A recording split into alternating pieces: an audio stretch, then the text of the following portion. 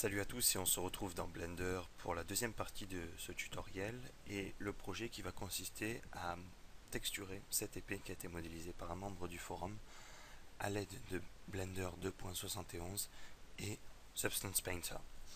Alors avant de commencer à peindre nos textures, je voulais peut-être vous montrer très rapidement comment est constitué notre modèle. Donc vous voyez que c'est une épée qui est modélisée d'un seul tenant. Donc si je passe maintenant en mode édition, vous voyez que tout fait partie du même objet.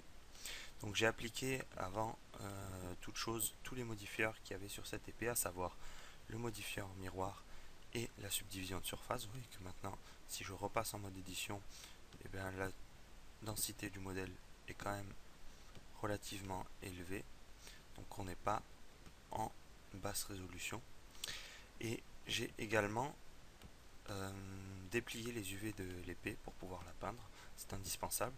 Donc vous voyez que si maintenant je passe en environnement d'édition d'UV, vous voyez que mon épée a été dépliée ici sur le côté. Donc tout est correctement déplié. Alors je l'ai fait très rapidement, hein. Vous pouvez peut-être être un peu plus pointilleux que moi.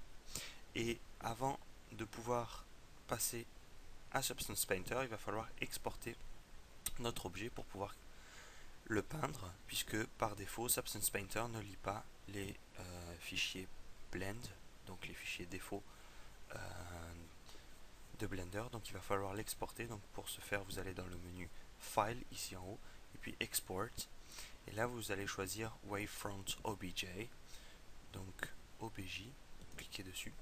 Je crois que Substance Painter lit également les formats FBX, donc qui est le format Autodesk.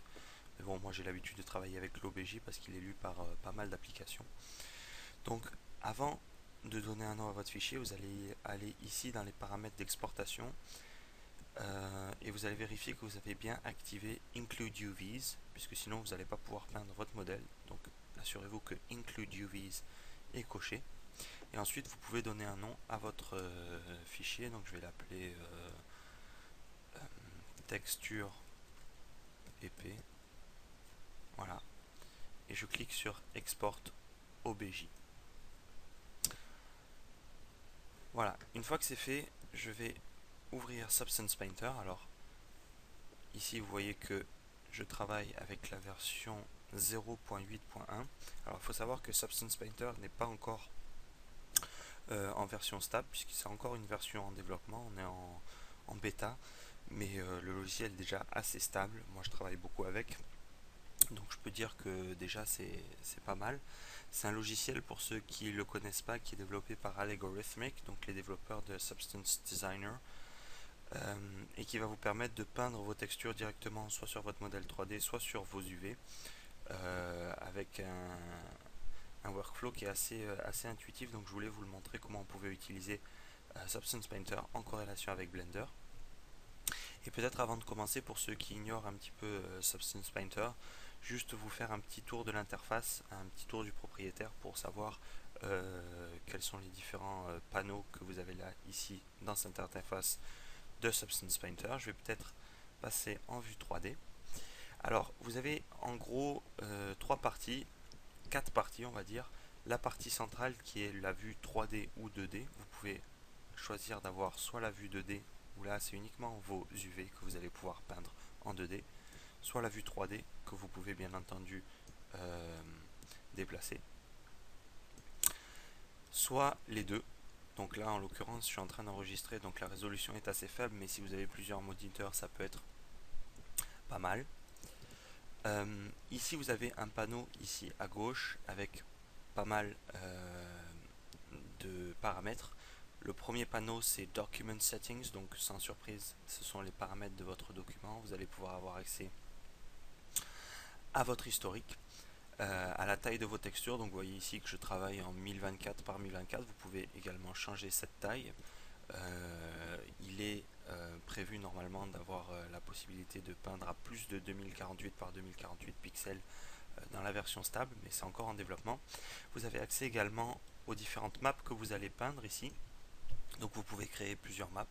Donc ici vous voyez que j'ai Diffuse, Height, Roughness et Metallic. Donc c'est les quatre maps que je crée en peignant sur mon modèle. Il y a également une map normale qui a été chargée. Donc là, c'est le modèle par défaut qui est chargé dans Substance Painter, mais on va le changer.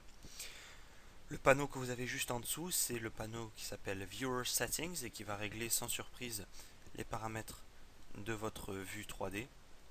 Donc vous pouvez régler la qualité de votre aperçu. Donc là, je vais me mettre en qualité basse puisque je suis en train d'enregistrer, donc je ne veux pas que mon ordi crache et qu'il y ait des ralentissements.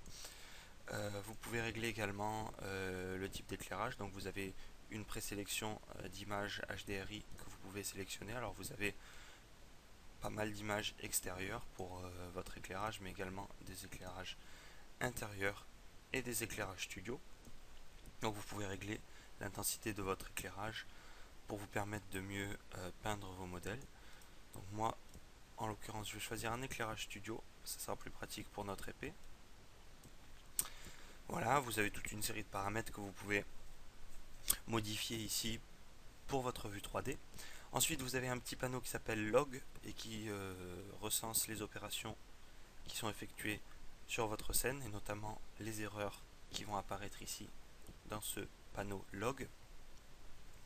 Vous avez enfin un Texture Set, un panneau qui s'appelle Texture Set et qui va recenser les différentes parties de votre modèle que vous allez pouvoir peindre séparément. Donc vous voyez qu'ici, sur ce modèle par défaut, je vais peut-être diminuer légèrement l'éclairage. Sur ce modèle par défaut, il y a une seule partie, donc il n'y a qu'une seule entrée ici qui s'appelle Samurai. Vous avez ensuite deux panneaux ici, Shelf et Presets, qui vont présenter l'ensemble des paramètres pour peindre. Donc vous avez vos textures, vous avez vos masques, vous avez également vos matériaux par défaut que vous pouvez ensuite modifier. Vous avez vos différentes brosses que vous pouvez sélectionner ici. Et enfin, sur la gauche, vous avez d'abord un premier panneau qui s'appelle Layers, donc un panneau calque. Alors ça fonctionne exactement de la même manière que pour vos logiciels d'édition 2D. Donc c'est juste un panneau de calque. Vous pouvez ajouter des calques, les superposer, les fusionner avec différents types de fusion ici que vous pouvez sélectionner. Vous pouvez également régler l'opacité, vous pouvez créer des groupes, des dossiers de calque, etc. Vous pouvez également sélectionner vos différentes maps à peindre.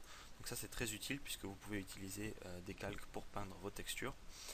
Et ensuite vous avez un dernier panneau ici en bas à gauche, à droite pardon, qui est le panneau outils, donc tool, dans lequel vous allez pouvoir régler tous les paramètres de votre outil de peinture. Donc vous avez votre masque, les différentes maps sur lesquelles vous allez peindre, la taille de votre brosse, l'intensité, etc. Donc tout ça, on reviendra plus précisément sur ce panneau-là quand on va commencer à peindre. Et d'ailleurs, je vous propose de commencer immédiatement à peindre notre épée. Donc pour changer le modèle chargé par défaut, vous allez aller dans le menu ici en haut, Edit. Alors c'est peut-être un petit peu coupé par la capture, mais sachez que je clique ici sur le menu Edit et puis Project Configuration.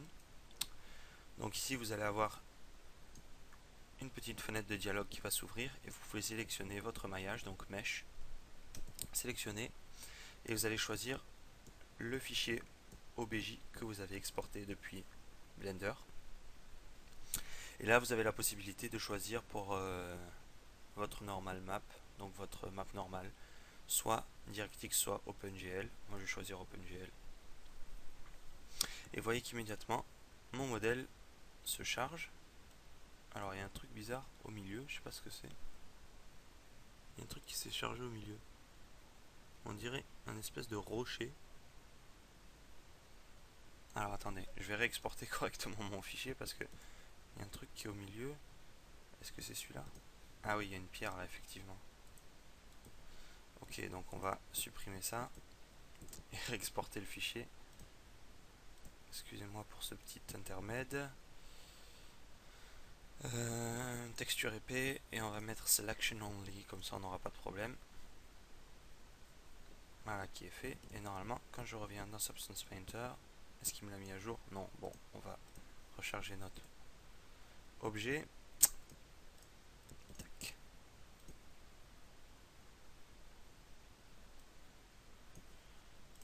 Alors, il faut peut-être changer de fichier entre temps. Donc je vais prendre celui-là.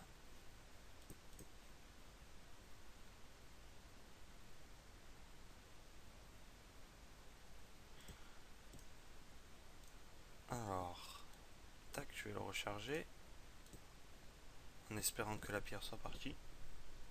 Ok, parfait, la pierre est partie. Donc vous voyez que j'ai mon modèle maintenant qui est chargé dans Substance Painter. Donc il ressemble en tout point à ce que vous avez pu voir.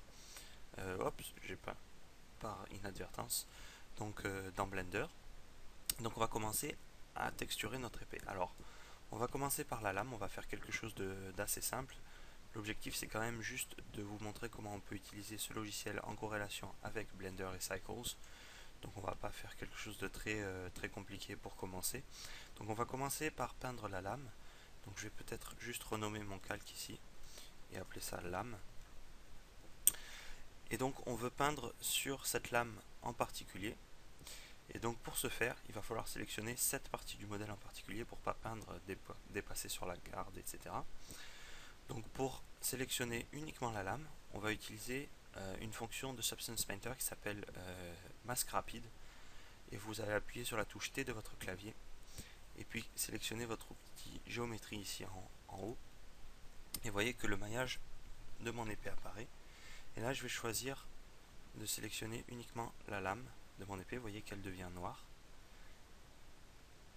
Et ensuite je vais inverser mon masque de manière à pouvoir peindre uniquement sur la lame. Et donc pour inverser le masque, vous appuyez sur I pour inverser. Et puis vous réappuyez sur T pour désactiver le masque. Et vous voyez que l'intégralité de mon modèle est en gris, à l'exception de la lame. Ça veut dire que tout ce qui est en gris, vous n'allez pas pouvoir peindre dessus. Tout ce qui est en blanc, vous allez pouvoir peindre dessus. Alors on va choisir une brosse. Alors je vais choisir une brosse par défaut, donc celle-ci. Et on va choisir un matériau ici. Je vais choisir le titanium. Parce que je veux une lame qui ne soit pas trop réfléchissante. Je veux pas un miroir, je veux une lame qui fasse un effet de lame un peu brossée. Donc je vais changer la couleur de ma brosse. Je vais choisir un gris qui soit un gris clair, pas trop clair non plus, quelque chose dans ces tons là. Et je vais augmenter la dureté de ma brosse. Donc vous voyez ici dans le paramètre roughness, je vais augmenter légèrement. Je vais être à peu près à pas loin de 0,15. Je laisse le paramètre métallique sur 1 puisque c'est du métal. Je vous renvoie ici à les explications que j'ai pu fournir dans la première partie du tutoriel. Et vous voyez qu'ici je vais travailler sur la map diffuse, roughness et metal. Je ne vais pas travailler sur la hauteur puisque je ne veux pas créer de relief pour le moment. Vous avez la possibilité également d'utiliser une tablette graphique. Donc là, je n'ai pas branché la mienne parce que ça ne sera pas vraiment utile. Mais vous pouvez également utiliser votre tablette graphique pour peindre vos textures. Donc une fois que c'est fait, je vais peut-être augmenter légèrement la taille de ma brosse pour que ça aille plus vite. Et je commence à peindre sur mon modèle directement ma texture. Voilà, comme ceci. Alors, vous pouvez bien entendu utiliser les paramètres de vue pour voir ce que ça donne. Pour l'instant, je suis pas trop mécontent. Je voulais pas une lame qui soit trop réfléchissante. Donc ça va. Donc il faut bien s'assurer que l'intégralité de votre lame est peinte. Donc n'hésitez pas à repasser une ou deux fois dessus, à vérifier sur tous les angles que c'est correct. Ça m'a l'air pas trop mal. Vous pouvez toujours vérifier après dans votre vue 2D que c'est correctement peint. Ici ça m'a l'air d'être le cas. Donc je vais repasser encore une fois histoire d'être vraiment pointilleux. Voilà, comme ceci. Ça m'a l'air pas trop mal. Donc notre lame est à peu près peinte. Donc ça, c'est fait. On va passer maintenant à la garde et au pommeau. Alors je voudrais que la garde et le pommeau, donc le pommeau c'est le petit bout que vous avez là, je voudrais que ma garde et mon pommeau soient légèrement plus réfléchissantes et plus brillantes que mon épée, que ma lame je veux dire. Et donc on va les peindre ensemble. Donc pour les peindre ensemble, pareil, on va repasser en mode d'édition de masque, donc T sur votre clavier, puis vous allez appuyer sur Y pour annuler le masque précédent, et puis à nouveau T, et on va sélectionner directement sur nos UV les parties qu'on veut peindre, à savoir ça, ça, ça, ça, ça, et le pommeau. Voilà, tout ça, c'est ce qu'on veut peindre, donc je le mets en noir, et puis j'inverse mon masque de la même manière que j'ai fait tout à l'heure, I, et puis T à nouveau, et je peux passer en vue 3D et commencer à peindre. Donc vous voyez que les parties en blanc peuvent être peintes, tandis que les parties en gris ne peuvent pas être peintes. Donc du coup c'est exactement ce que je voulais. Et je vais choisir un autre matériau. Je vais choisir Pure Mirror ici. Je vais peut-être juste modifier légèrement le paramètre Roughness, faire quelque chose d'un peu moins réfléchissant, à être à peu près à 0,05 grosso modo, ou 0,08. Me retrouver dans ces valeurs là. Voilà, je modifie légèrement mon paramètre Roughness et je peux ensuite peindre directement sur mon modèle de la même manière que j'ai fait tout à l'heure. Donc là vous voyez que on fait vraiment des choses basiques, hein. Vous pouvez faire beaucoup plus que ça avec Substance Painter. Mais bon, pour commencer c'est pas mal. Si le besoin s'en fait sentir, je ferai éventuellement d'autres vidéos sur Substance Painter, si ça intéresse des gens. Voilà. Donc voilà à quoi ça ressemble pour le moment. Alors les contrôles sont un petit peu différents par rapport à Blender, puisqu'il faut appuyer sur la touche Alt et clic gauche pour faire pivoter votre vue. Que la molette est à mon sens inversée, puisque quand vous allez vers le bas vous zoomez, quand vous allez vers le haut vous dézoomez. Voilà, bon c'est un petit peu, il faut s'y faire. Voilà, ça m'a l'air pas trop mal. Et maintenant on va peindre la partie de la poignée ici, et pour ce faire on va charger une texture. Alors vous allez dans Fichier, Import Image, et là vous allez pouvoir aller chercher votre texture. Alors est-ce que je trouve la mienne? Voilà, c'est celle-ci. Donc c'est une texture de cuir, donc vous voyez que maintenant si je vais dans mes textures, je vais pouvoir utiliser cette texture. Et je vais utiliser un matériau...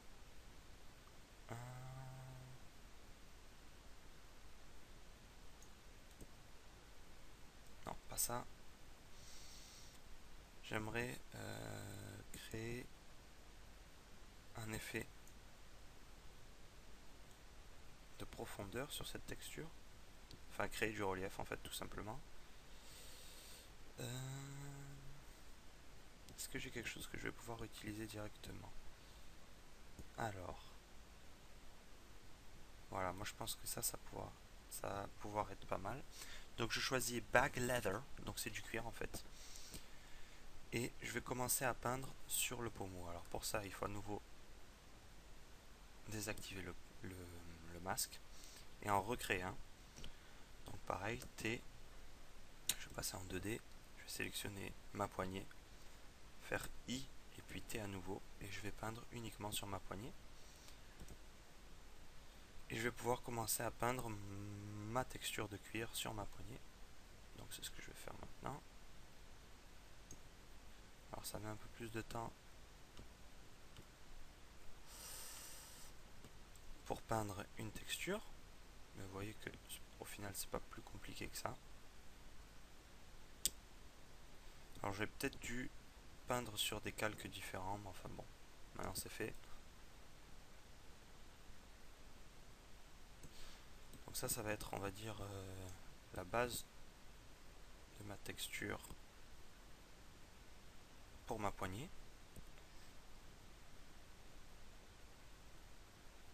Et ensuite, je vais un petit peu améliorer ça parce que c'est pas terrible. Je vais peut-être augmenter la taille de ma brosse.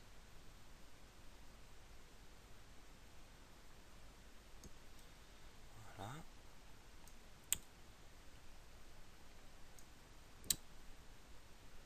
Et je vais peut-être faire en sorte de utiliser cette texture plutôt.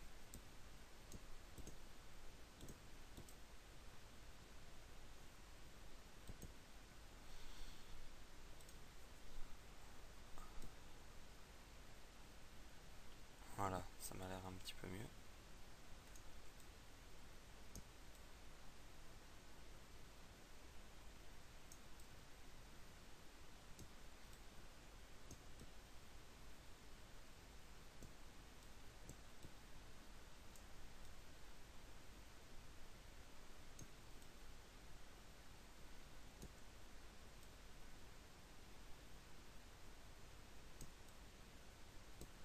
va donner un aspect de cuir à cette poignée. Voilà. On va repasser à un matériau classique pour voir ce que ça donne de loin. Et c'est pas terrible parce que j'ai l'impression qu'on voit une espèce de blanc. Donc je vais créer un nouveau calque que je vais peut-être placer en dessous ou au-dessus, peu importe. Et là je vais prendre juste une couleur dans les marrons. Alors,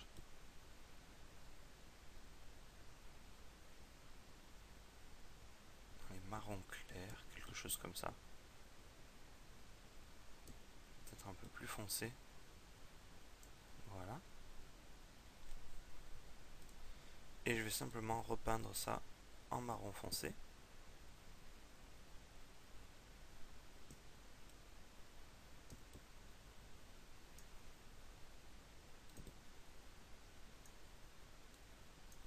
Prendre une plus grande brosse.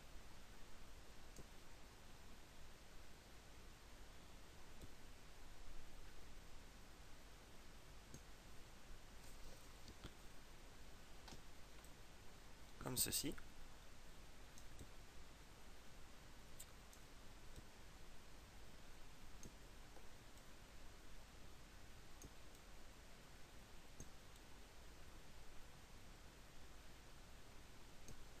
Je vais peut-être désactiver ce calque là pour me permettre de mieux voir ce que je fais. Augmenter légèrement mon éclairage.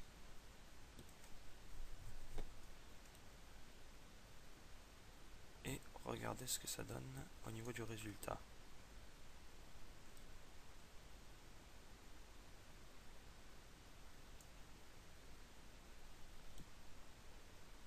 Ça m'a l'air pas trop mal de loin. Peut-être mettre ce masque en multiplication. Ça rend pas forcément mieux. Voilà, c'est un petit peu mieux comme ça. Donc vous pouvez changer bien entendu les modes de fusion ici. Voilà, une fois que c'est fait, je ne vais pas m'attarder trop longtemps là-dessus. Vous pouvez bien entendu peindre des détails à l'aide de textures et de masques. Donc vous voyez ici, vous pouvez utiliser des masques noirs et blancs pour peindre également des détails. Moi j'avais peint un aigle ici. Je vais peut-être pas le faire cette fois-ci parce que ça va prendre un petit peu de temps. Vous pouvez faire plein de choses avec Substance Painter. L'idée c'est pas de vous montrer comment fonctionne Substance Painter, c'est surtout de vous montrer comment on peut l'utiliser en corrélation avec Blender. Donc ce que je vais faire, c'est que je vais exporter maintenant les textures que j'ai peintes dans Substance Painter, et là c'est intéressant pour savoir comment on l'utilise avec Blender. Donc comment vous faites? Vous allez dans File, vous allez dans Export All Channels, et là vous allez choisir le type de map que vous voulez exporter. Donc vous allez ici choisir Diffuse, Height c'est pas la peine, Roughness c'est pas la peine non plus, Metallic non plus, Normal si vous avez peint des reliefs ça peut être utile, donc vous le laissez. Vous laissez Specular et vous laissez Diffuse Gloss. Donc vous allez avoir Diffuse, Normal, Specular et Diffuse Gloss. Donc c'est les 4 maps que vous allez exporter. Puis vous cliquez sur Export. Et là vous choisissez un dossier pour l'exporter. Donc moi je vais créer un nouveau dossier ici que je vais appeler texture épée. Et puis je vais l'enregistrer là-dedans. Donc vous allez dans Save. Et on va l'appeler texture. Non, c'est pas assez précis. Épée, voilà. Bien original. Donc là, Substance Painter a exporté correctement nos textures. Et on va pouvoir repasser dans Blender pour finir notre modèle. Alors, j'ai maintenant mes textures qui sont exportées. Je suis maintenant dans Blender.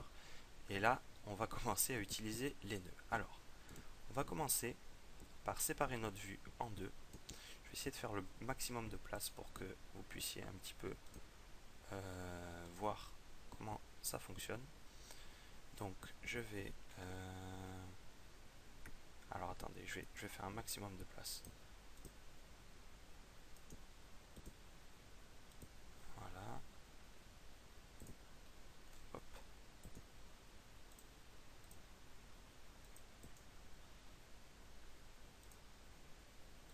Voilà, donc là j'ai ma vue 3D et je vais prendre une vue Node Editor. Donc vous allez ici dans le petit menu déroulant, vous choisissez Node Editor. Donc, ici si je sélectionne mon objet, vous voyez qu'il y a déjà un matériau qui est appliqué, je vais le supprimer. Voilà, donc maintenant je suis avec une épée vierge et je vais pouvoir commencer à créer des matériaux. Donc pour créer un matériau, pour cette épée, je vais cliquer sur New ici, je vais l'appeler Excalibur. Alors vous voyez qu'immédiatement ça m'a créé deux nœuds. Un nœud Material Output qui va être le résultat de mon matériau et un nœud Diffuse. Alors sans surprise, le nœud Diffuse il va servir à brancher ou à plutôt à connecter votre map Diffuse. Donc vous allez faire Shift A pour ajouter un nœud, puis Image Texture. Vous voyez qu'il y a un nœud qui se crée. Vous pouvez régler ici l'image que vous voulez. Donc vous allez aller dans Excalibur. Non, c'était texture épée, matériaux. Et là vous avez vos 4 maps. Donc vous choisissez Diffuse. Donc ça c'est ce que vous avez exporté dans depuis Substance Painter. Et vous branchez la couleur ici dans le paramètre couleur de votre map Diffuse. Je vais peut-être même vous montrer ce que ça donne directement en temps réel. Voilà, et vous voyez qu'immédiatement mon épée apparaît texturée, mais c'est pas suffisant. Donc on va ajouter d'autres nœuds. Alors vous allez ajouter un nœud Texture Coordinate, donc Shift A, Input, Texture Coordinate.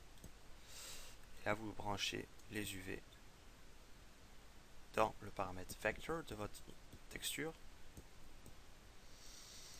Donc ça, si je suis maintenant la chaîne nodale, je dis que grâce aux UV dépliés, je vais appliquer une image qui est ma map diffuse et qui va arriver sur la surface de mon modèle. Alors on va ajouter maintenant les autres maps. Donc on va ajouter un nœud glossy. Donc vous allez dans le menu ajouter, toujours avec Shift A, puis shader, glossy. Vous voyez qu'un nœud glossy apparaît. Vous le mettez juste en dessous. Vous allez ajouter une autre image à l'aide d'un nœud image texture. Vous branchez la color ici, dans la color ici, comme ceci. Et vous chargez votre image qui s'appelle Diff Gloss.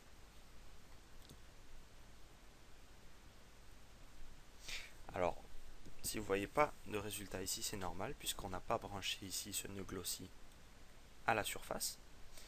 Et donc pour le brancher, il va falloir mixer ces deux nœuds ensemble, c'est-à-dire votre map diffuse et votre map glossy.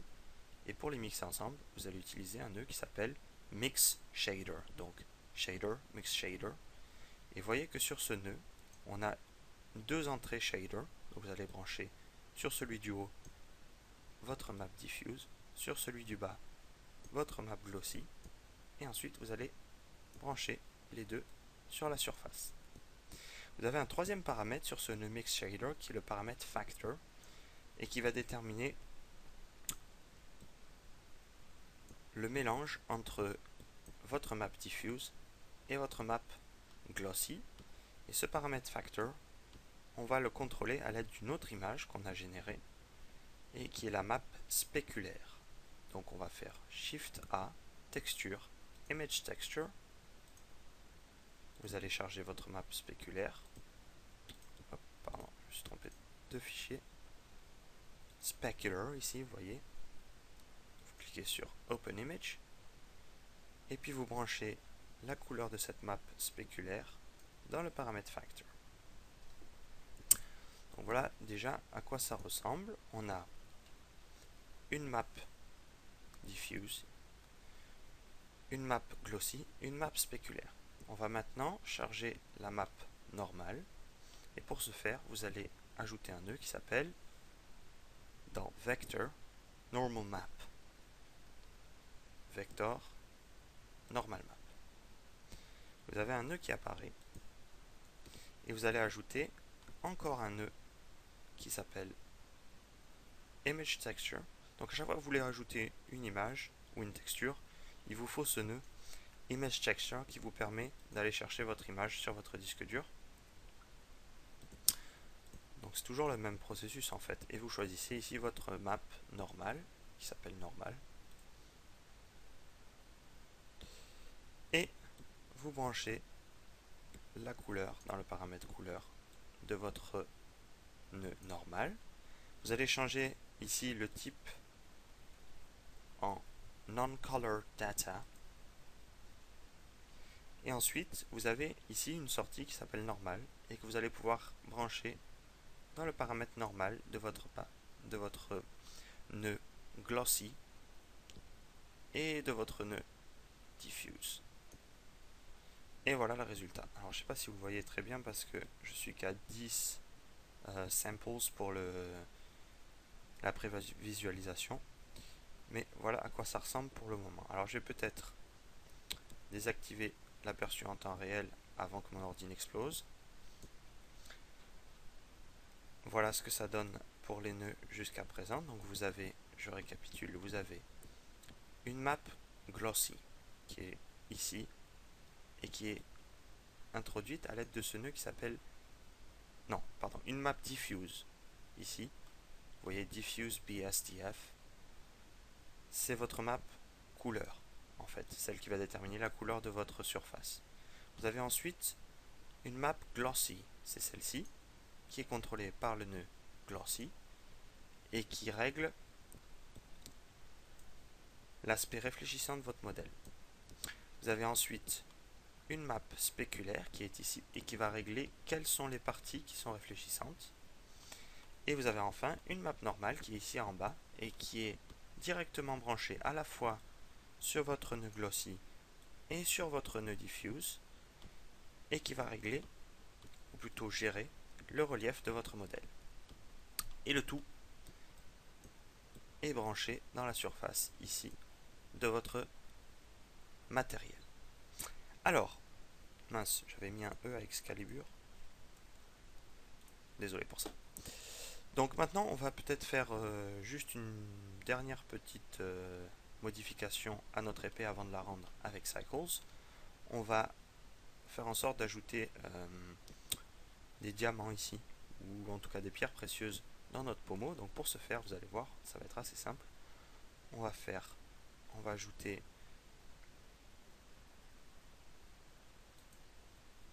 un objet qui s'appelle Ecosphere. Donc vous allez dans Mesh, Ecosphere, et voilà ce que vous avez. Donc c'est juste une boule qui est un petit peu pixelisée. Donc vous allez sélectionner l'ensemble des points qui se trouvent ici, les supprimer, et ensuite vous allez les déplacer. Donc les déplacer sur l'axe Y pour les mettre grosso modo au centre. Diminuer la taille pour qu'ils conviennent à la taille du pommeau. Quelque chose comme ça. Voyons ce que ça donne. Et légèrement les aplatir comme ceci. Donc là j'utilise la fonction échelle sur l'axe Z et voilà ce que ça donne. Donc ce qu'on va faire, c'est qu'on va dupliquer ça, ou plutôt utiliser un modifieur miroir, pourquoi pas. Donc je vais reprendre mes propriétés ici.